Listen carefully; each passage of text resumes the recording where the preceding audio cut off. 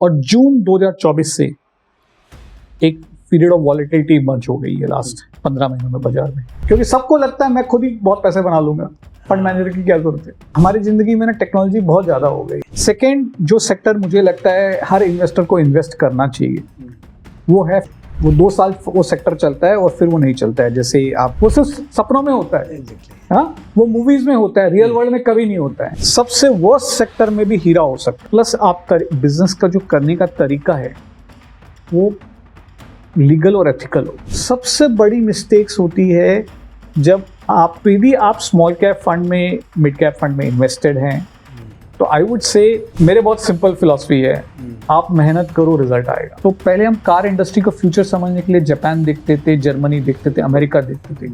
यदि आज आपको यदि कार इंडस्ट्री का फ्यूचर समझना है तो गो एंड स्टडी। एक चीज मेरे को किसी बहुत सिंपल टिप दी थी कि हमारे काम में ना कम से कम 2 घंटा दिन में फोन पे बात करते हैं।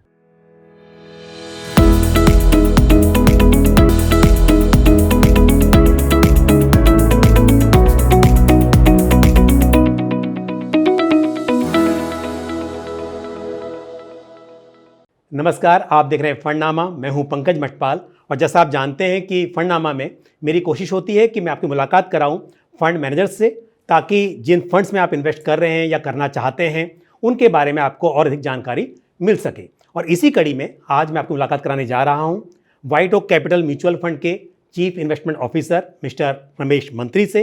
रमेश जी को मार्केट का तो बहुत बड़ा अनुभव है ही, और यदि हम उनकी शिक्षा की बात करें तो उन्होंने CA, CFA और MBA की डिग्री हासिल की हुई है। बहुत ही सरल स्वभाव के व्यक्ति हैं, जब भी उन्हें अप्रोच करते हैं ईजिली अवेलेबल होते हैं। तो आज हम उनसे मार्केट के बारे में और उनके फंड्स के बारे में जानकारी हासिल करने की कोशिश करेंगे। सर नमस्कार, बहुत बहुत स्वागत है आपका हमारे इस पॉडकास्ट में। बहुत बहुत धन्यवाद।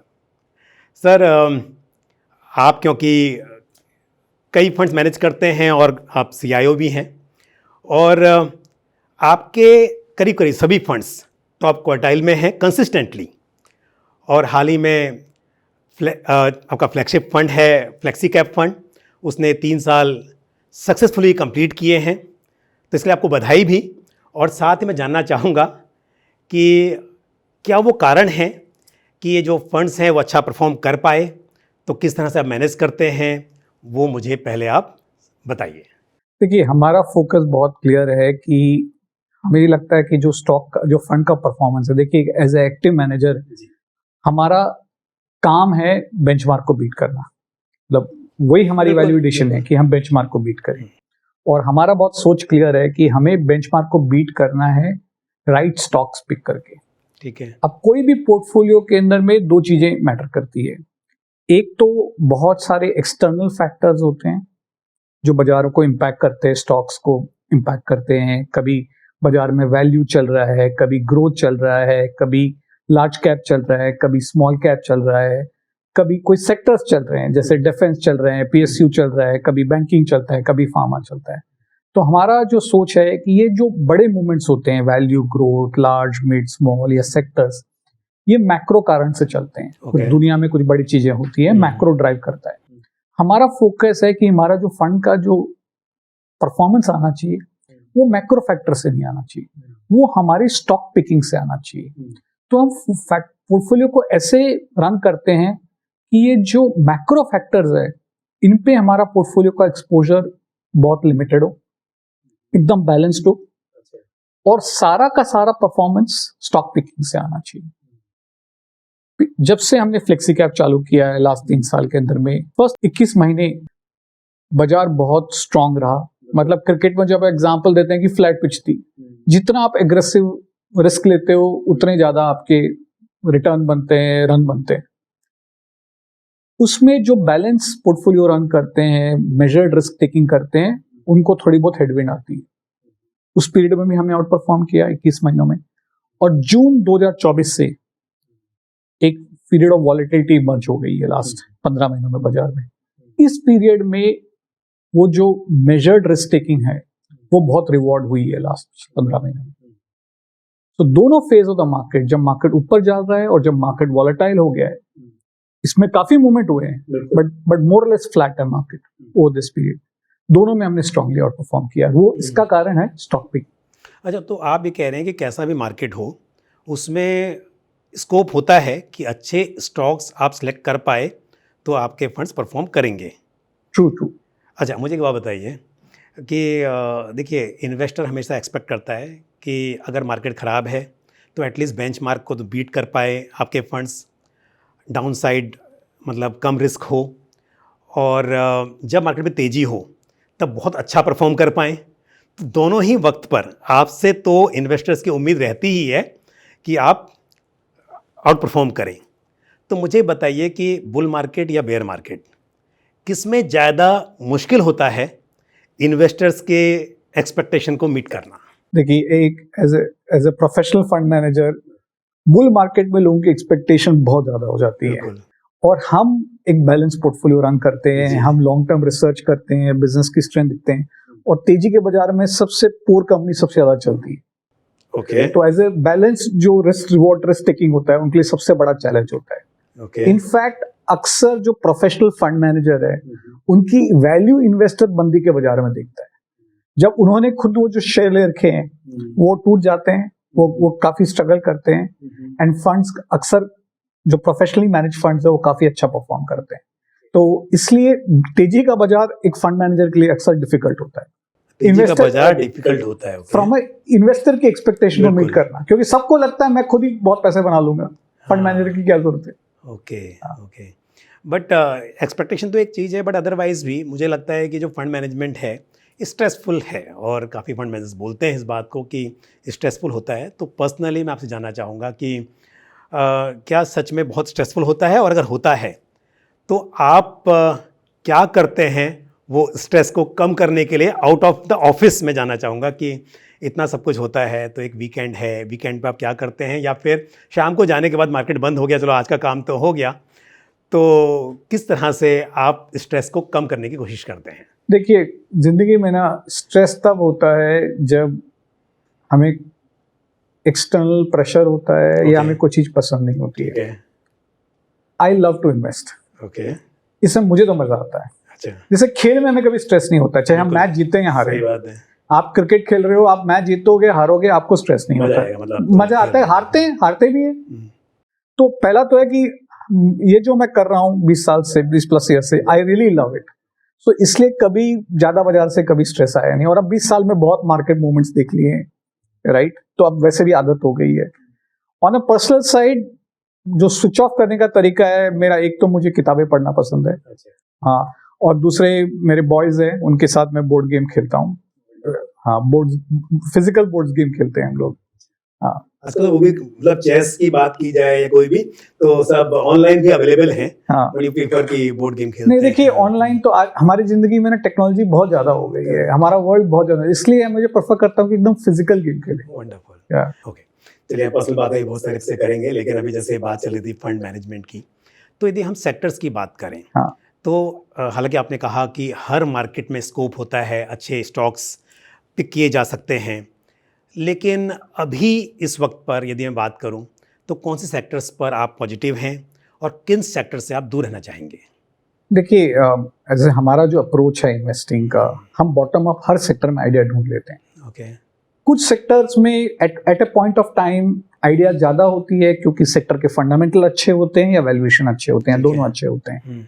तो आज के टाइम पे मेरे हिसाब से फाइनेंशियल सर्विसेज जो हम सब उसका पूरा total financial services including capital markets, insurance, the whole BFSI space है, वो काफी अट्रैक्टिव है। एक तो डोमेस्टिक सेक्टर है, फंडामेंटल दुनिया में क्या हो रहा है उससे कोई फर्क नहीं पड़ता ज्यादातर, तो इसके फंडामेंटल्स अच्छे हैं, वैल्यूएशंस आज भी रीजनेबल है। सेकेंड, जो सेक्टर मुझे लगता है हर इन्वेस्टर को इन्वेस्ट करना चाहिए, वो है फार्म। एक तरह का फंड है जो उसमें सबको इन्वेस्ट करना चाहिए, वो फार्मा और हेल्थ केयर। उसका एक रीजन अलग है। फर्स्ट रीजन तो बहुत सिंपल है, फार्मा में इंडिया ग्लोबली कॉम्पिटिटिव है, मतलब आज यूएस की 50% जेनरिक दवाइयां इंडिया में बनती है। Health care again is a consumer sector and we are all going to live longer and we all want better health care. ठीक है, सो ये बहुत एसेंशियल नीड है, but simple reason why people should invest in pharma fund, क्योंकि आपका जो health care का cost है ना, ये नॉर्मल इन्फ्लेशन 5% होता है, तो हेल्थ केयर का इन्फ्लेशन 1.5 से 2 गुना होता है। तो लॉन्ग टर्म आपका मेडिकल कॉस्ट बहुत रैपिडली ग्रो करेगा। तो उस कॉस्ट को लॉन्ग टर्म हेज करने के लिए, देखिए इंश्योरेंस पॉलिसी लीजिए, मेडिकल इंश्योरेंस, बट फिर भी उसको हेज करने के लिए बेस्ट है जो बिजनेसेस को मेडिकल इन्फ्लेशन से फायदा होता है, आप उन्हीं में इन्वेस्टर बन जाइए। Okay, great idea. तो आपने दो सेक्टर्स ही बताए हैं आपने बेसिकली।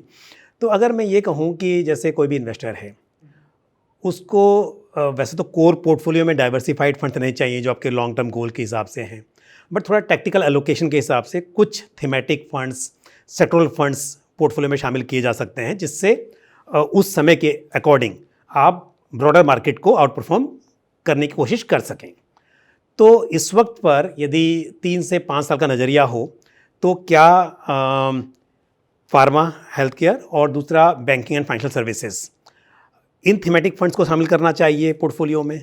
देखिए मेरे हिसाब से कोई भी इन्वेस्टर का 10 से 20% ज़्यादा पोर्टफोलियो थीमेटिक में नहीं होना चाहिए।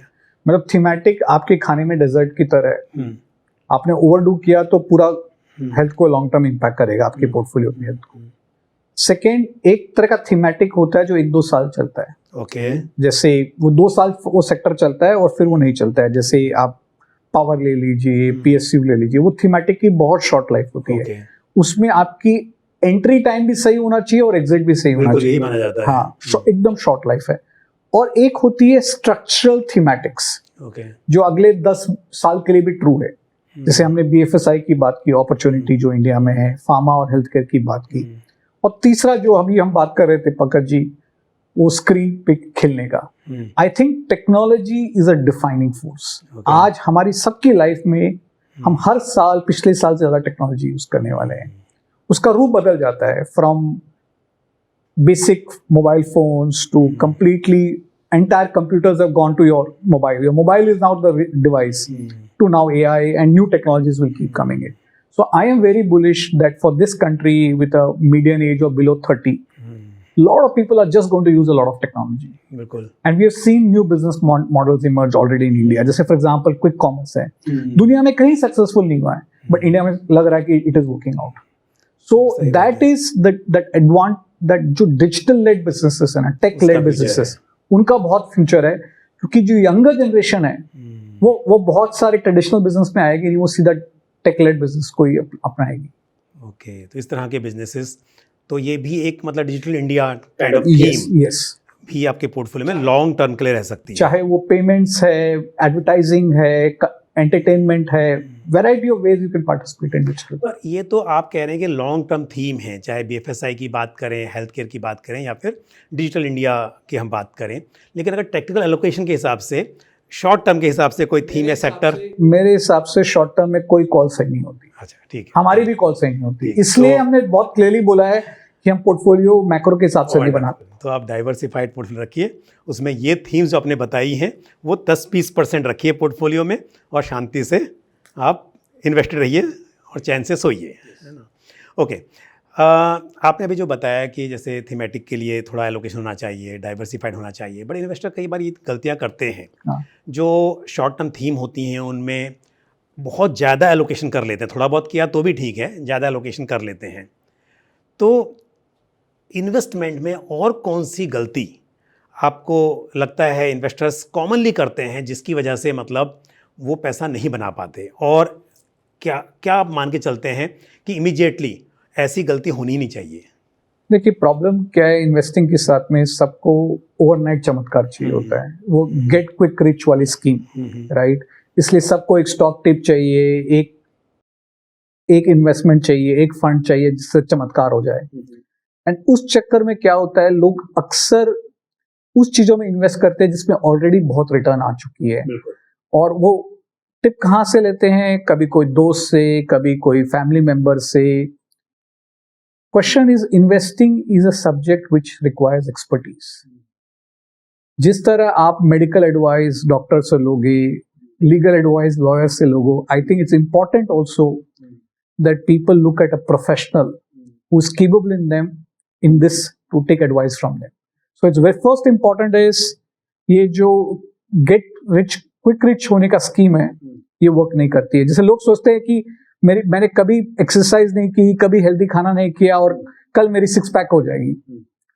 वो सिर्फ सपनों में होता है। एग्जैक्टली। हाँ, वो मूवीज में होता है, रियल वर्ल्ड में कभी नहीं होता है। मतलब सिमिलरली इन्वेस्टिंग में सेम स्टोरी है।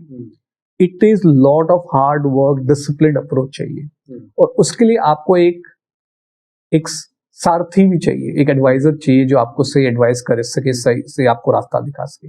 These are the 2 most important things. Okay. And number 3, I think people should at least give 2 hours a month to understand and improve their knowledge of investing. ये एक picture जितना time देते हैं ना, उतना तो महीने का उतना टाइम तो आपको सीखने के लिए देना पड़ेगा। समझ गया। अच्छा, आपने अभी कहा कि स्टॉक पिकिंग पे आपका पूरा फोकस होता है, और एज अ फंड हाउस की फिलॉसफी है कि सही स्टॉक पिकिंग होनी चाहिए। तो थोड़ा मुझे ये भी बताइए ना कि आपका स्टॉक पिकिंग का क्या तरीका है, कैसे आप, इतना बड़ा यूनिवर्स है, कैसे फिल्टर करते हैं, और आपका यूनिवर्स कितना बड़ा है स्टॉक सिलेक्शन के लिए, कितनी रिसर्च कितने स्टॉक्स पर होती है, थोड़ा देखिए हमें one of the advantage of India is बहुत बड़ा लिस्टेड यूनिवर्स है। बिल्कुल। मतलब हमारा फोकस है bottom up investing. Bottom up मतलब आप ये नहीं बोलोगे कि मुझे इस सेक्टर में पैसा डालना है या इस सेक्टर में पैसा नहीं डालना है। आप लाइन से कंपनियों की लिस्ट में जाके हर इंडिविजुअली कंपनी को स्टडी करोगे। So there are 1000 companies that our team tracks in India, and each company को आप मेरिट पे इवैल्यूएट करोगे कि उसके बिजनेस को समझोगे, उसके मैनेजमेंट को समझोगे, उसके कॉर्पोरेट गवर्नेंस प्रैक्टिसेस को समझोगे, फिर डिसाइड करोगे उसमें इन्वेस्ट करना है। सबसे वर्स्ट सेक्टर में भी हीरा हो सकता है। ओके। और सबसे अट्रैक्टिव सेक्टर में बहुत सारे स्टॉक्स में नुकसान हो सकता है। Okay. So the important thing is bottom up होना चाहिए। देखिए, पैसा पीएसयू बैंक में भी बनता है, स्टील कंपनियों में भी बनता है, और फार्मा में भी बनता है, आईटी में भी बनता है, हर सेक्टर में पैसा बनता है। आपको वो कंपनी ढूंढनी है। तो उसके लिए हमने डिस्प्रपोर्शनेट इन्वेस्टमेंट किया है रिसर्च के अंदर में। अच्छा। एंड अदर थिंग इज, देखिए शॉर्ट टर्म में तो बहुत सारा न्यूज फ्लो इम्पैक्ट करता है कंपनीज को, मार्केट्स को, global news flow. Long term में स्टॉक प्राइस को एक ही चीज इम्पैक्ट करती है, कोई भी एक स्टॉक प्राइस को, how is the business doing. समझ गया। यदि बिजनेस बहुत अच्छा है, उसके लॉन्ग टर्म ग्रोथ प्रोस्पेक्ट्स है, मैनेजमेंट टीम सॉलिड है, और आपका अलाइनमेंट है प्रमोटर और इन्वेस्टर के साथ में, और फिर प्राइस भी सही होना चाहिए। अच्छा। क्योंकि सोना भी एक प्राइस पे गलत रिटर्न देता है, रिटर्न नहीं देता, राइट। ये चीजें यदि कॉम्बिनेशन आ जाए तो आपका पैसा बनेगा। बट ये मेहनत, इसमें बहुत मेहनत लगती है, और तेजी के बाजार में मेहनत नहीं दिखती है, क्योंकि तेजी में सब कुछ ऊपर जा रहा होता है, तो लगता है कि रिसर्च करके क्या फायदा। बट जब बाजार में वॉलेटिलिटी आती है, तब आपको रिसर्च की वैल्यू पता चलती है। सही बात है। एक्चुअली मार्केट में वॉलेटिलिटी की आपने बात की, तो एक तो हो गया कि वॉलेटाइल है मार्केट, उतार चढ़ाव रहेगा, वो एक रिस्क है, पर वो रिस्क तो खैर लॉन्ग टर्म में खत्म हो सकता है। दूसरा रिस्क जो होता है वो यही होता है कि अगर कुछ मैनेजमेंट का इशू है, कॉर्पोरेट गवर्नेंस का इशू है, और कंपनी शायद मतलब मार्केट में इंप्रूवमेंट हो भी जाए पर वो कंपनी ना सुधर पाए, तो इस तरह का जो रिस्क होता है, उससे मैनेज करने के लिए आप क्या करते हैं? नहीं, ये तो जो जिसको हम बोलते हैं कॉर्पोरेट गवर्नेंस, ये बहुत सिंपल है कि क्या आपका जो पार्टनर है, देखिए आप जो कंपनी के शेयर खरीदते हो तो आप बिजनेस में पार्टनर हो, चाहे आपने थोड़े से शेयर खरीदे, आप छोटे से पार्टनर हो, बट आप उनके बिजनेस के पार्टनर हो। तो यदि अपनी पोजीशन रिवर्स होती तो how would you have expected the treatment? You expect the promoter to behave the same way, which means कि आप बिजनेस सही तरीके से करें और अपने जो पार्टनर है उनको फेयर तरीके से ट्रीट करें। अब लेट अस से यदि आप कंपनी से पैसे निकाल रहे हो, बहुत सारे तरीके हैं। आपने अपने रिलेटेड पार्टीज से माल खरीद लिया, उनको माल बेच दिया, अपने फैमिली मेंबर्स को अपॉइंट कर दिया, बहुत सारे तरीके हैं, पैसा निकल सकता है। आपने इंपॉर्टेंट न्यूज से पहले आपने खुद ट्रेडिंग कर दी या लोगों को बता दिया, तो वो भी आपके लोगों को, यदि कंपनी में पॉजिटिव डेवलपमेंट हो रहा है या कंपनी में बहुत नेगेटिव डेवलपमेंट हो रहा है, उससे पहले आपने अपने सारे शेयर बेच दिए, वो भी होता है, सेलेक्ट केसेस में होता है। प्लस आप बिजनेस का जो करने का तरीका है वो लीगल और एथिकल हो, क्योंकि कुछ कुछ सेक्टर में बहुत इंडिया में कॉमन है कि लोग कोई भी तरीका यूज कर लेते हैं, वो भी बहुत इंपॉर्टेंट है। सेकेंड, वो बिजनेस प्रॉफिट, मतलब होता है ना कि इन्वेस्टर के लिए रन होना चाहिए। ऐसा नहीं है कि आप आप बिजनेस को मेरिट पे नहीं रन करते, इसका मतलब किसी को भी सीईओ बना दिया, फैमिली मेंबर को सीईओ बना दिया, उसको कोई काबिलियत भी नहीं है, उसको इंटरेस्ट भी नहीं है, पर फिर भी उसको कंपनी का सीईओ बना तो दिया। ये चीज़ें भी देखते हैं, मतलब खाली फाइनेंशियल्स ही नहीं, जनरली तो फाइनेंशियल मतलब बैलेंस शीट तो एक कॉमन चीज़ है, पहले देखना कि कंपनी के फाइनेंशियल्स कैसे हैं, लेकिन आप कह रहे हैं कि मैनेजमेंट कैसा है उस पर काफ़ी ध्यान रहता है। बैलेंस शीट आपको कंपनी का पास्ट बताती है, हाँ, मैनेजमेंट अक्सर आपको कंपनी का फ्यूचर बताता है। ओके। बहुत काबिलियत होनी चाहिए और इंटीग्रिटी होनी चाहिए, ओके। दोनों जरूरी है। काबिलियत हुई और इंटीग्रिटी नहीं है तो पूरा पैसा बनने के बाद आपका पैसा नहीं बनेगा, और ऑफ कोर्स यदि काबिलियत नहीं है तो वैसे भी बिजनेस खराब होने वाला लॉन्ग टर्म में। तो एथिक्स, कॉर्पोरेट गवर्नेंस, इन चीज़ों पे काफ़ी ध्यान दिया जाता है। ओके, अच्छा, हमने अभी बात की थी कि इन्वेस्टर्स क्या मिस्टेक करते हैं, बट मिस्टेक सबसे होती हैं, इवन प्रोफेशनल्स भी कुछ ऐसी मिस्टेक कर लेते हैं कभी जाने अनजाने में। तो अगर मैं आपसे पूछूं पर्सनली, कोई ऐसी गलती आपसे हुई इन्वेस्टमेंट में जो आप कभी दोहराना नहीं चाहेंगे? बहुत इंटरेस्टिंग सवाल है। देखिए, सबसे बड़ी गलतियां वो नहीं होती है जहां पे आप पैसा डालते हो और नुकसान होता है, हाँ, वो सबसे बड़ी गलती नहीं होती इन्वेस्टिंग में। ओके। इन्वेस्टिंग में सबसे बड़ी गलती वो होती है कि आपको वहां पैसा इन्वेस्ट करना चाहिए था बट आपने नहीं किया। अच्छा, ओके, आपको मिस्ड अपॉर्चुनिटी। यस, क्योंकि देखिए हमारे स्टॉक मार्केट में क्या है ना, एक शेयर में खरीदते हो 100 रुपया, ज्यादा से ज्यादा क्या हो सकता है, 0 हो सकता है, बट 100 रुपया 1000 रुपया भी होता है और 10,000 भी होता है। सबसे बड़ी मिस्टेक्स होती है जब आपने एक अच्छी अपॉर्चुनिटी जो आपको समझ में आती है उसको आपने छोड़ दिया, या सेकंड मिस्टेक ये होती है कि आपने बहुत अर्ली एग्जिट कर दिया। आपने बिलीव किया बट बहुत अर्ली एग्जिट कर दिया। तो इन्वेस्टिंग में सबसे बड़ी गलती ये नहीं होती कि आपने वो कंपनी में पैसा डाला और वो कंपनी पूरी डूब गई, वैसा तो होगा, फ्यू केसेस होगा पूरी लाइफ के अंदर में, बट सबसे बड़ी गलतियां वो होगी कि आपको फुल टॉस मिली और आपने उस बॉल पे छक्का नहीं मारा।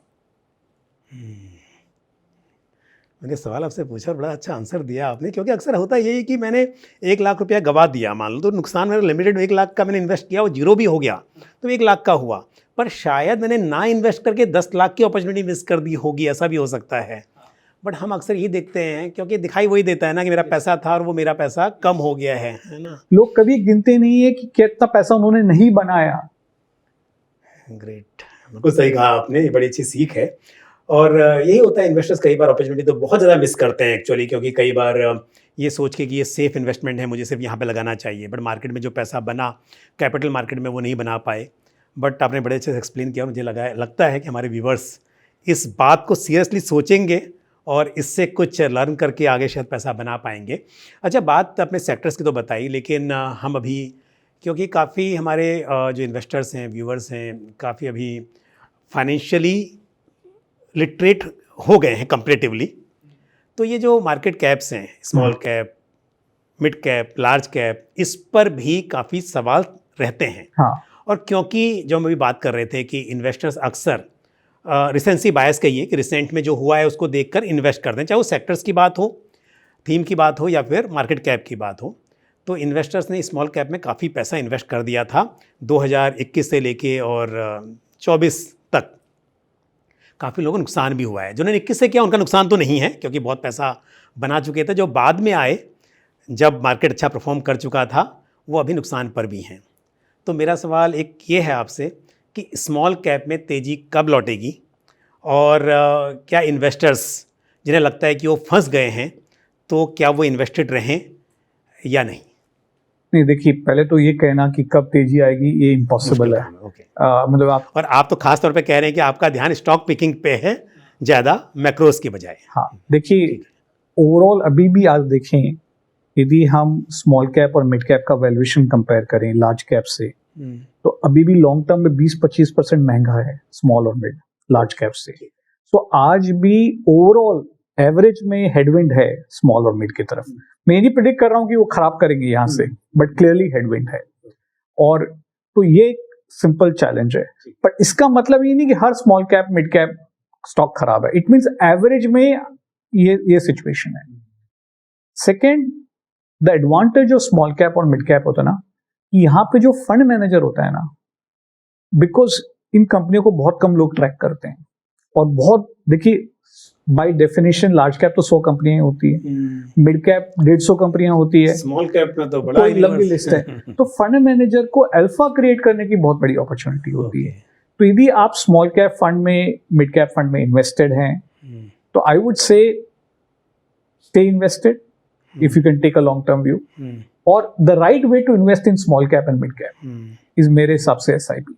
तो जहां वॉलेटिलिटी ज्यादा होती है ना, सबसे ज्यादा एसआईपी का फायदा वहीं होता है। अच्छा, मैंने शुरू में ही सवाल पूछा था आपसे कि आपके करीब करीब सभी फंड्स टॉप क्वार्टाइल में हैं, अच्छा परफॉर्म कर रहे हैं, कंसिस्टेंसी है। तो जब सक्सेस होती है तो उस वक्त पर थोड़ा सा कई बार ऐसा भी होता है कि एरोगेंस आ जाती है लोगों में। तो मैं आपसे अगर पर्सनली पूछूं तो आप कैसे ग्राउंडेड रहते हैं? नहीं, देखिए, जैसे मैं क्रिकेट का एग्जांपल दूं, चाहे आपका कितना भी ट्रैक रिकॉर्ड हो, जब आप बैटिंग करने जाते हो नई बॉल खेल रहे, you are starting from zero again. Okay. तो हर जो इन्वेस्टर आज हमारे पास आए हैं, उसके यहाँ से तो हम आज से जीरो से चालू कर रहे हैं। ठीक है। उनका हिस्ट्री, और हमारे तो नए इन्वेस्टर्स आ रहे हैं। So first, all I can say is market investing is not a easy game, it is a tough competitive game. Arrogance is very dangerous. आपकी success just is the past. Okay. You have to focus on constantly winning. And I would say arrogance थोड़ी कम आएगी if you really enjoy the game. Okay. Right? And you also know कि हमारे भी phase आएंगे जब match हारेंगे, और यदि हम लॉन्ग टर्म अच्छा गेम खेल रहे हैं तो हम लॉन्ग टर्म में ज्यादा गेम जीतेंगे, बट वो फेज भी आएगा और उसको भी एक्सेप्ट करना पड़ेगा कि there will be a phase जब हमारा परफॉर्मेंस इतना अच्छा नहीं होगा। But overall we are very optimist कि मेरे बहुत सिंपल फिलॉसफी है, आप मेहनत करो, रिजल्ट आएगा, बस मेहनत नहीं बदलनी चाहिए आपकी। अच्छा, एक सवाल था कि जैसे फ्लेक्सी कैप और मल्टी कैप दोनों ही डाइवर्सिफाइड हैं और दोनों में ही large cap, mid cap, small cap रह सकता है। बस मल्टी कैप की बात की जाए तो वहाँ पर एक बात फिक्स है कि 25% इन ईच सेगमेंट हमेशा रहेगा, रेस्ट 25% जो है आप डिसाइड करते हैं। फ्लेक्सी कैप में हो सकता है किसी वक्त पर शायद कोई पर्टिकुलर सेगमेंट बहुत कम हो, लेकिन दोनों के फ़ायदे और नुकसान हैं। अगर हम ये समझें कि फंड मैनेजर की कॉल भी गलत जा सकती है, तो एटलीस्ट मल्टी कैप में तीनों सेगमेंट रहेंगे तो आपको किसी का बेनिफिट तो मतलब अगर चला तो मिलेगा। बट अगर फंड मैनेजर वाइज है तो वो डिसाइड करेंगे कि कहाँ पर ज़्यादा पोटेंशियल है। हो सकता है कि लार्ज कैप में लोकेशन बढ़ा दिया जाए ताकि वहाँ पर रिटर्न बन सकें, या स्मॉल कैप में बढ़ा दिया जाए। तो इस वक्त पर आपकी तरफ से, क्योंकि आपके पास में दोनों ही हैं, तो इन्वेस्टर को क्या दोनों में इन्वेस्ट करना चाहिए, या फिर अगर एक में करना हो, मान लीजिए हम एक की बात करते हैं, एक में करना है तो क्या बेटर रहेगा? देखिए, मेरे हिसाब से इक्विटी फंड में सिंगल बेस्ट स्कीम होती है फ्लेक्सी कैप। ओके, ठीक है। वो आपको हर मार्केट कैप का एक्सपोजर दे देती है, थोड़ा फंड मैनेजर को भी फ्रीडम देती है कि आज बाजार में कहाँ अपॉर्चुनिटी मिल रही है। ओके, तो that is a single best scheme flexi cap. एक ही करना हो तो सिर्फ आप फ्लेक्सी कैप से स्टार्ट करें, क्योंकि ये बड़ा सवाल है। क्योंकि कई बार ऐसा होता भी है कि फ्लेक्सी कैप में इन्वेस्ट किया पर फंड मैनेजर सिर्फ लार्ज कैप में ही इन्वेस्टेड थे और स्मॉल कैप में रैली हो गई, तो फिर इन्वेस्टर ने देखा यार मेरा तो पैसा बना नहीं, इससे अच्छा मल्टी कैप में ही होता तो बेटर होता। तो आप कह रहे हैं कि अगर आपको भरोसा है फंड मैनेजर की काबिलियत पर तो flexi cap is a better choice. अच्छा, लार्ज एंड मिड कैप की बात की जाए तो वहाँ पर भी क्योंकि 35% इन ईच सेगमेंट है, प्लस फिर भी आपके पास स्कोप है कि 30% तो आप कर सकते हैं, और उसमें भी हो सकता है लार्ज, मिड और स्मॉल कैप में आपका इन्वेस्टमेंट है। तो इसको कैसे अलग देखेंगे? देखिए, बिकॉज फंड का नाम है लार्ज एंड मिड, बिल्कुल, आई थिंक ज्यादातर फंड लार्ज और मिड में होना चाहिए। आप उसको लार्ज, मिड और फिर 30% स्मॉल कैप में डाल दोगे तो फिर तो मल्टी कैप हो जाएगा। ठीक है। राइट। तो थोड़ा सा जो प्रोडक्ट का डिस्क्रिप्शन होता है, फोकस होता है, प्रोडक्ट उसके हिसाब से होता है। तो जिस तरह हम लार्ज और मिड रन करते हैं वो सिग्निफिकेंटली फंड लार्ज और मिड ही होता है। मतलब 90% प्लस फंड लार्ज और मिड ही होगा। ओके, हाँ, उसमें उतना स्मॉल कैप नहीं लेते हैं क्योंकि फिर वो उसका कैरेक्टर अलग हो जाता है। फिर मल्टी कैप और स्मॉल कैप, ये लार्ज और मिड कैप में डिफरेंस खत्म हो जाता है। तो चॉइस बड़ी क्लियर है, मतलब अगर लार्ज मिड है तो लार्ज मिड ही होगा, मल्टी है तो उसमें फिर मल्टी होगा, फ्लेक्सी है तो वहाँ फ्लेक्सिबिलिटी है, वहाँ टाइम के हिसाब से आप एलोकेशन में डिफरेंस देख पाएंगे। Okay, wonderful. अच्छा, मुझे एक बात बताइए, आपने भी कहा कि पढ़ने का आपको शौक है, तो एक यदि इन्वेस्टमेंट पर कोई बुक रिकमेंड करनी हो हमारे व्यूवर्स को तो कौन सी होगी? तो मेरे हिसाब से मॉर्गन हॉसल की किताब है साइकोलॉजी ऑफ मनी, जो हिंदी में भी पब्लिश्ड है, वैरायटी ऑफ लैंग्वेजेस में पब्लिश्ड है आई थिंक। एंड इसको यदि आप सुनना चाहते हैं तो ऑडिबल पे सुन भी सकते हैं, आप डाउनलोड करके किताब को सुन सकते हैं। और आपको टाइम नहीं मिलता है किसी को किताब को सुनने के लिए, तो आप वॉकिंग कर रहे हैं, ट्रैवल कर रहे हैं, तब भी सुन सकते हैं। That is the first good book to start with. अच्छा, मुझे एक बात बताइए कि हमने अभी बात की आपसे और आपने काफ़ी चीज़ें बताई कि बुक्स पढ़ना, ये करना, बट इसके अलावा अगर मैं पूछूं आपकी हॉबीज, यस, तो क्या हॉबीज आपकी रही हैं? देखिए हॉबीज जो मैं करता हूँ वही है, बुक्स Okay. पढ़ता हूँ और I like to spend time with my children. But अगर आप हम बात करें कोई टूरिस्ट डेस्टिनेशन की, यस, तो कौन सी जगह आपको इंडिया में या वर्ल्ड की बात करें तो बेहद पसंद है?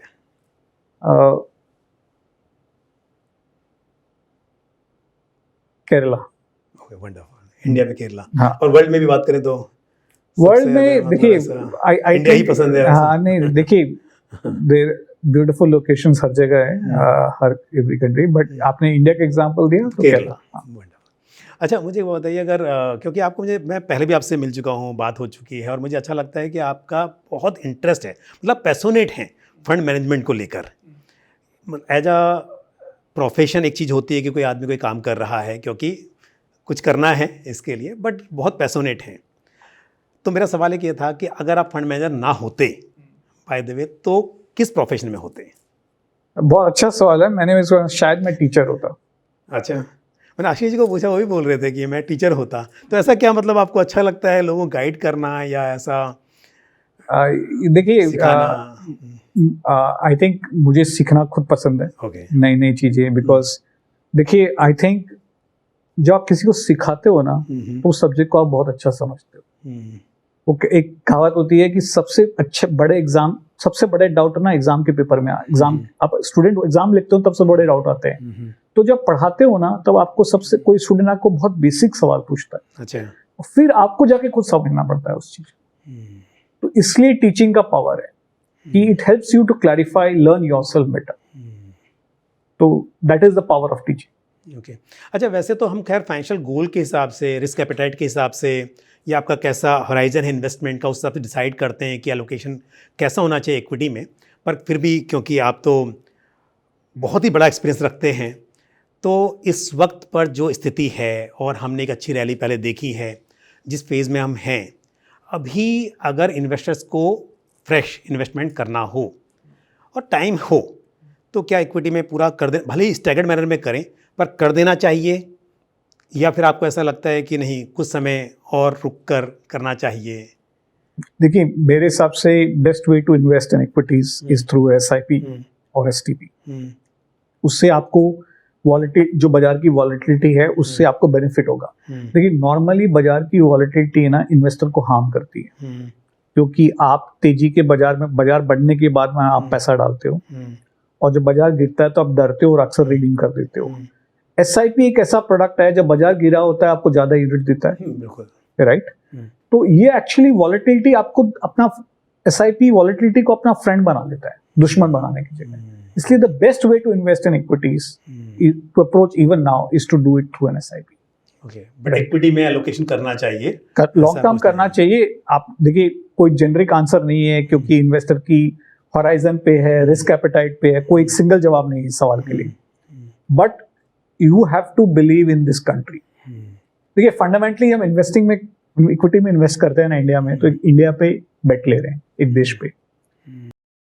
आप पिछले, जब से मैंने इंडिया को समझना चालू किया है, पिछले 35 सालों से, बहुत सारी दिक्कतें आई हैं। अच्छा, इतनी गवर्नमेंट्स गिरी है, इतनी कोलिशन गवर्नमेंट गिरी है, इतने जियोपॉलिटिकल प्रॉब्लम हुए हैं, क्रूड प्राइस वॉलेटिलिटी हुई है, स्कैम्स हुए हैं, इकोनॉमिक क्राइसिस हुए हैं, फाइनेंशियल क्राइसिस हुए हैं पिछले 35 सालों में। उसके बाद भी India is among the top 3 best performing markets in the world. And जो हमारी हालत आज से 30 साल 35 साल पहले थी, हर मैटर पे, quality of human resources, are we better? The answer is yes. Do we have lot more capital as a country? The answer is yes. Do we have better infrastructure? The answer is yes. Do we have a better environment to do business than 35 years ago? The answer is yes. So there's no reason to be bearish on India for the next 10, 20, 30 years. मैं नहीं बोल रहा हूँ, आप देखिए बॉम्बे में हम बैठे हैं, मॉनसून चल रहा है, आपके पॉटहॉल तो आएगा, वो तो हमारे कंट्री का फीचर है, but constantly you are seeing progress in this country. But बड़ा अच्छा आपने कहा कि प्रोग्रेस देख रहे हैं और इस वक्त पर एक फास्ट ग्रोइंग इकोनॉमी है, तो ऐसे क्या रीज़न है कि ये हम समझकर चलें कि जो ग्रोथ है ये सस्टेन कर पाएगी और आगे को इकोनॉमी और ज़्यादा डेवलप होगी, तो ऐसे क्या कारण आपको लगते हैं? देखिए पंकज जी, कोई भी देश को ना प्रोग्रेस करने के लिए 3 चीज़ ज़रूरी होती है. पहला होता है आपको लो कॉस्ट और स्किल्ड लेबर चाहिए होता है. सेकेंड, आपको कैपिटल चाहिए होता है, क्योंकि आपको फैक्ट्री लगानी है, पावर प्लांट लगाना है, रोड बनानी है, पोर्ट बनाने हैं, तो आपको कैपिटल चाहिए होता है. और तीसरा चीज है जो बहुत इंपॉर्टेंट है, बहुत होता है माहौल, जिसको हम ईज ऑफ डूइंग बोलते हैं, बिजनेस एनवायरनमेंट, अलग अलग नाम से बोलते हैं. ये तीनों जब साथ में आती है ना, तब हाई ग्रोथ आता है. तो यदि हम first low cost and skilled labour, I think the most important thing is India में जो है ना, हर पेरेंट के लिए, including for me, the most important thing in our life is the education of our children. सबसे important चीज हमारी life में वही है. तो वो हमने लास्ट 75 years प्लस में सॉल्व कर दिया problem. The focus on creating talented and globally भी एक्नॉलेज हो गया है with the success of our IT industry, pharma industry. Second is capital. 35 साल पहले कैपिटल की बहुत लिमिटेशन थी, but now with this emergence of foreign capital, mutual funds, insurance, pension funds, private equity, venture capital, आज एक entrepreneur को India में capital की कमी नहीं है, वो कंस्ट्रेन नहीं रहा है. आप यदि आज काबिल हो ना, तो कैपिटल आपको ढूंढ लेगा. वो इन्वायरमेंट बदल गया है. Second year. थर्ड इज माहौल. Now we have been, I would say, last 35 years journey post the liberalization to improve the ease of doing business. हम उसमें हर साल प्रोग्रेस करते हैं, कभी फास्ट करते हैं, कभी स्लो करते हैं. तो वो जो ऑफ कोर्स हम एज्यूम करते हैं कि एक दिन मिरेकल हो जाए, बट याद रखिएगा ये डेमोक्रेसी है, स्टेट गवर्नमेंट्स हैव पावर, यहाँ local administrations have power, central governments have power. ये देश एक अथॉरिटी नहीं है. लोग अक्सर इंडिया में ना एक सेंट्रल गवर्नमेंट को मानते हैं कि वो पूरा पावर अथॉरिटी है. एक्चुअली इंडिया में पावर इवन गवर्नमेंट में 3 लेवल पे होता है, local government, state government and centre. और कोई भी एरिया में भी मिरेकल होने के लिए ना, इन तीनों का अलाइनमेंट होना जरूरी है. आप जो भी स्टेट देख लीजिए जहाँ ट्रांसफॉर्मेशन हुआ है, ज्योग्राफी जहाँ ट्रांसफॉर्मेशन हुआ है, जब ये तीनों का अलाइनमेंट होता है वहां मिरेकल होता है.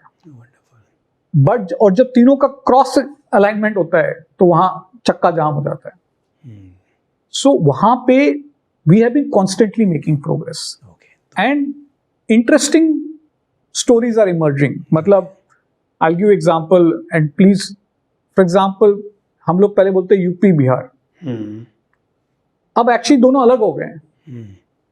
With the kind of progress UP has shown, the pace at which he has grown. So it is nothing to do with your geography. It is the ease of doing business, the environment, the leadership that delivers. अच्छा, अभी आपने मुझे बताया कि मतलब जिस हिसाब से टेक्नोलॉजी की ग्रोथ हुई है, एक चीज़ और है आजकल AI को लेकर. हाँ, काफ़ी सवाल उठते हैं लोगों के मन में कि आगे हो सकता है कि जॉब ही ना बचे, सब कुछ तो AI कर लेगा, थ्रेट है जॉब के लिए. और कुछ का मानना ये भी है कि AI आपको असिस्ट करेगा आपके काम में, तो हेल्पफुल होगा. आप पर्सनली AI को कैसे देखते हैं? देखिए दुनिया में ना पिछले जो हम इंडस्ट्रियल रिवोल्यूशन से आज तक वर्ल्ड की ना GDP ग्रोथ रैपिडली बढ़ गया है. उसका एक सिंपल रीजन है नई technologies.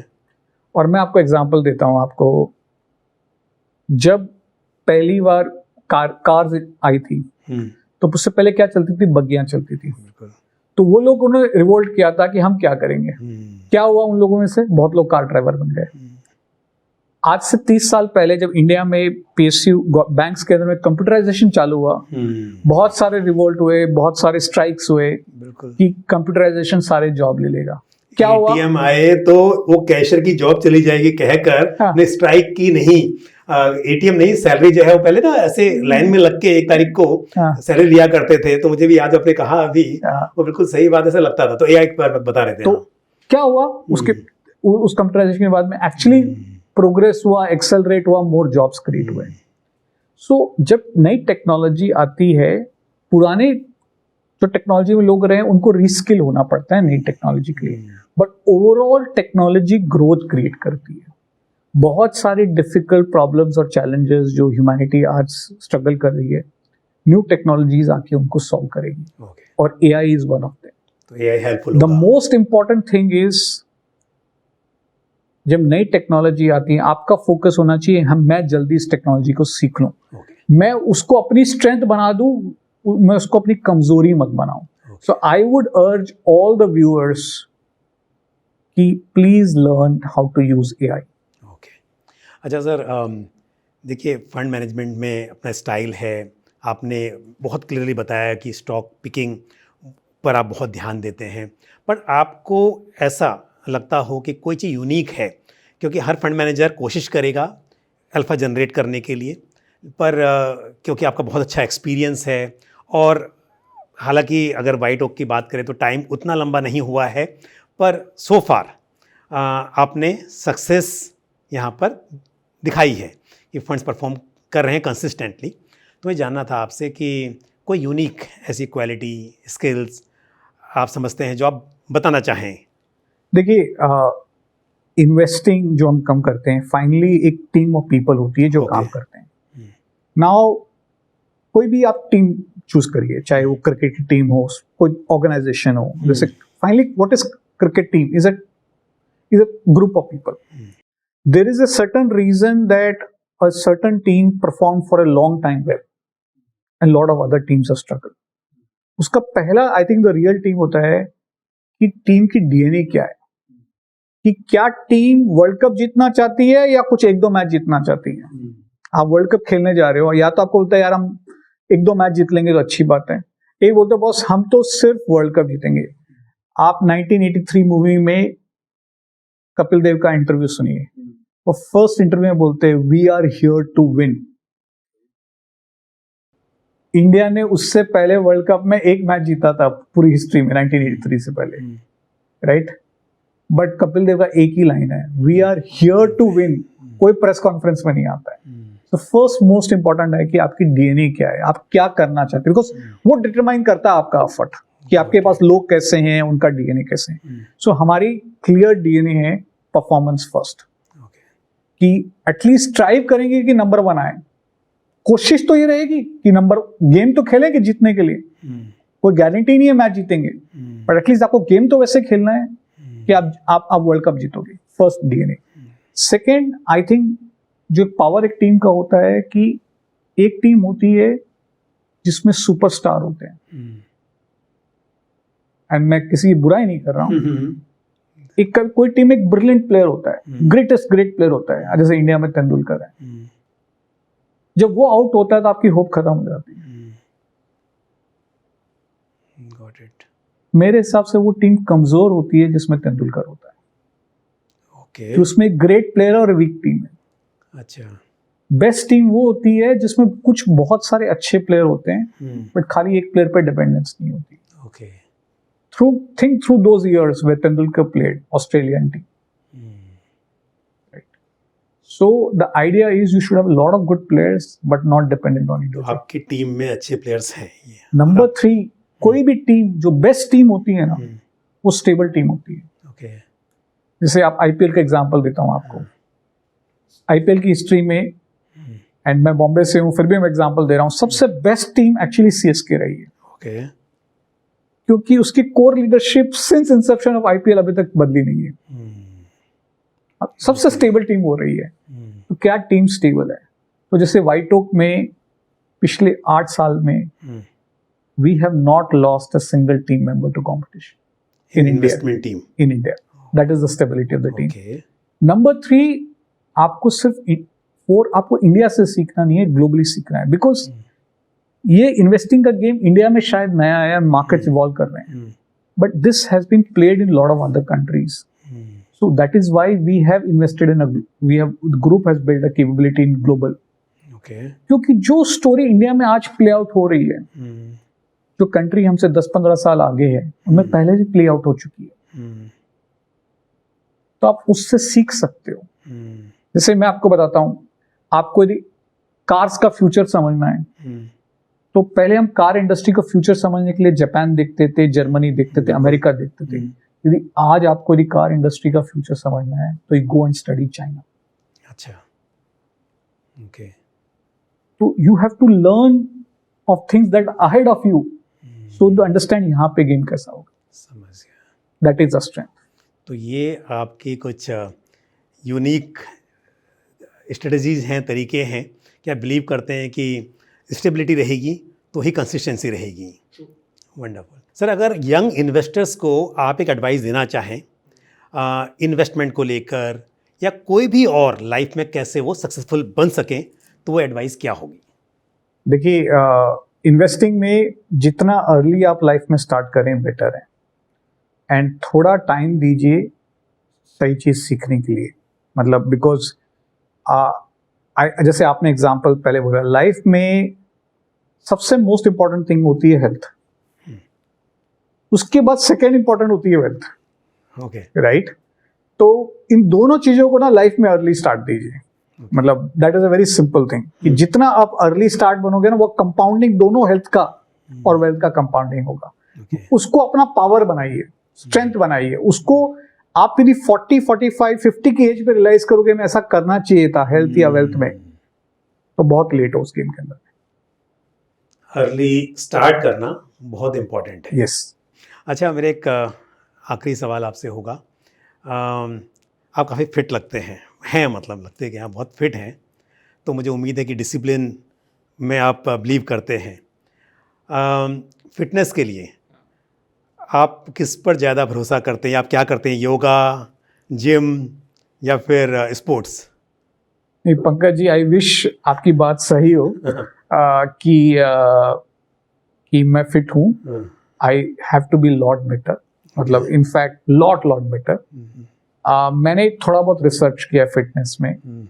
I think the most important ingredient in fitness is actually food. Okay. Is actually food. So that I think I have made reasonable progress on that. Okay. Right. Okay. And second, एक चीज मेरे को किसी बहुत simple tip दी थी कि हमारे काम में ना कम से कम 2 घंटा दिन में फोन पे बात करते हैं। आपको बैठ के फोन पे बात नहीं करनी है। Okay. तो थोड़ा आपका काम हो रहा है, आपकी बॉडी मूव कर रही है, बॉडी तो नहीं समझती ना कि आप फोन पे बात कर रहे हो, उसका तो फिजिकल मूवमेंट हो रहा है, आपके स्टेप्स भी हो जाएंगे। एक अभिषेक बच्चन ने एक ऐड में हुआ करते थे, उस ऐड में ऐसे ही था, वो जब भी फोन आता था तो कुछ मुझे पूरी स्टोरी याद नहीं है, वो चलते थे ऐसा।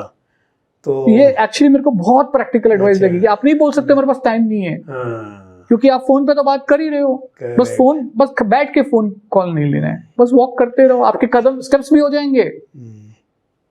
बट मैंने देखा है एक चीज़ तो तय है कि आप क्या खाते हो, आप किस तरह का व्यवहार करते हो, ये सब आपके बिजनेस में, आपके प्रोफेशन में भी दिखाई देता है। तो इसलिए मैंने आपसे पूछा कि जो मैंने कई सवाल आपसे पूछे आपके हॉबीज़ को लेकर या हैबिट्स को लेकर या फिटनेस को लेकर, मेरा वही था कि जो कंसिस्टेंसी दिखाई देती है बिजनेस में, जो आपके फंड मैनेजमेंट में, उसके पीछे एक कारण आपके व्यवहार में जो कंसिस्टेंसी है वो भी एक कारण है उसका।